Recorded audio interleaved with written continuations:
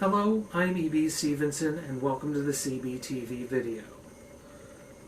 I'd like to add on to the video that I did on being a brave, bold, daring, and different radio station owner.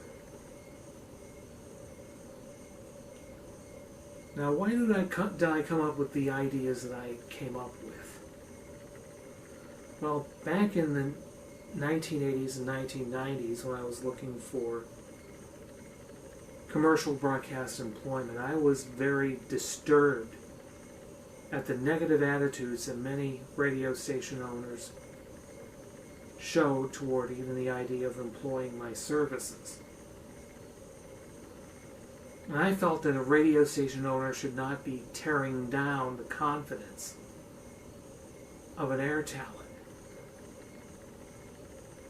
I felt that a radio station owner should be building up that person's confidence in his or her ability to do that job. You wonder why I require a college degree before I put that person on the air. Well, I don't think that street smarts are good enough. Book smarts are a lot better. If I were to put on a high school or college dropout on my station, I feel that I would be doing dumbed down radio, and I don't like dumbed down radio.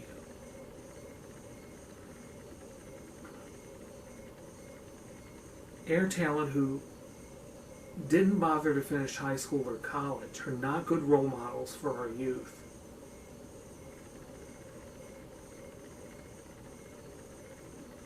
And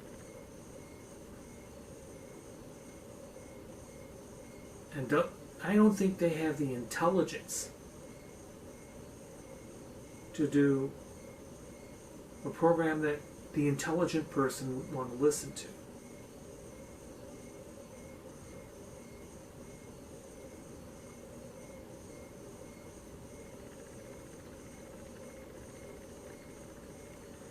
Why would I want to get my talent only from college radio stations?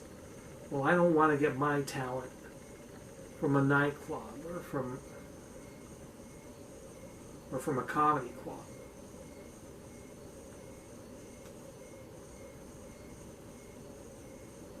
If you don't hire someone exclusively from college radio, and you're denying yourself a pool of ready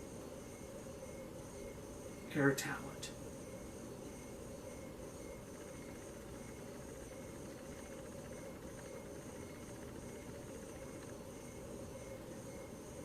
I was fortunate enough to work for two good owners in commercial radio, Bob Howe and the late Chuck Norman. Let's talk about Chuck Norman. His radio station was a forum for the community to talk about different issues of the day and debate it with the talk show host.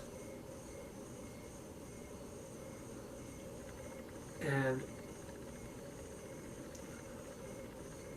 that's the kind of talk radio. It's called freeform talk radio.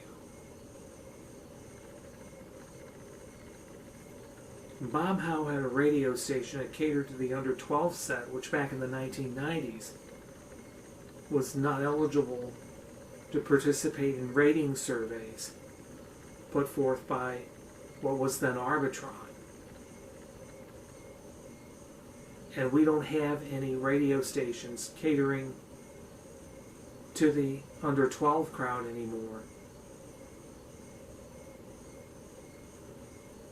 To me, all of the good owners are gone.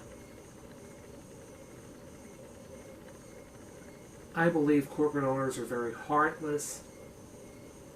They're not driven by serving the community. They're not willing to hire people from within the community. And they want to keep barriers to employment in place. Those were the kind of barriers I wanted to bring down. I don't think a disability should be a barrier to being employed behind the scenes in the industry. I don't think having mostly non-commercial stations on your resume should be a deterrent to you working in commercial radio.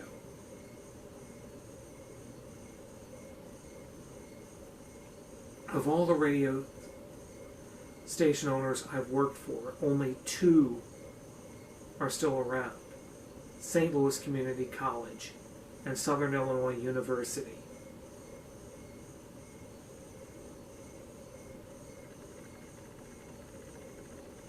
All the others are out of business. One institution that I worked briefly for, Southern Polytechnic State University, that doesn't exist anymore. The campus is now Kennesaw State University's Marietta campus.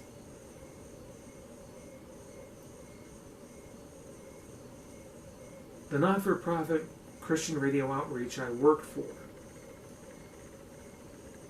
the Numa Foundation, which was based at Roswell Street Baptist Church in Marietta, sold their station in 1998. Coultree Broadcasting, which Bob Howe ran, sold the radio station I worked at in 1999. And Norman Broadcasting, that was owned by Chuck Norman for many years, they went out of business 3 years after Chuck Norman passed away.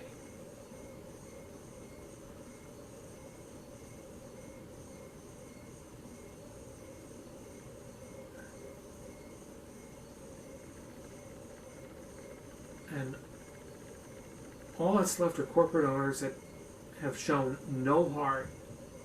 They're too greedy. And they don't care about their communities. They don't care about the communities that they pretend to serve. I got into radio to bring down barriers and to serve my community. And radio still needs to bring down a lot of these barriers. The biggest barrier is the rating system. I see the rating system as bogus. That is one barrier that needs to be taken down.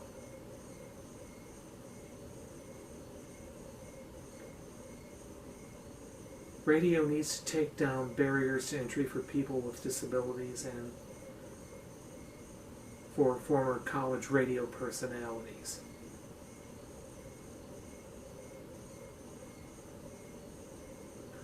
If you take these barriers down, the industry would be a lot better as a place to work.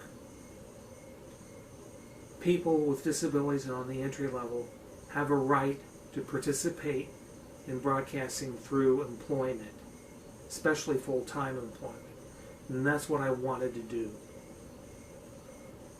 And I think that DXers like myself, I DX AM, FM, shortwave, and television, and ham radio operators should also be allowed to fully participate in the radio industry through employment.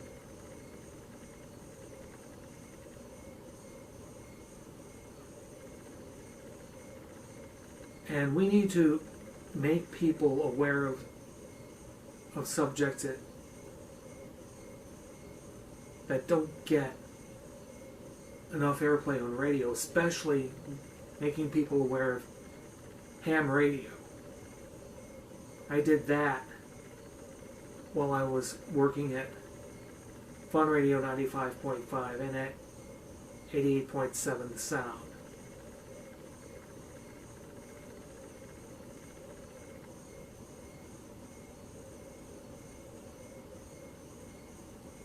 This is E.B. Stevenson for EBTV. Thank you for watching.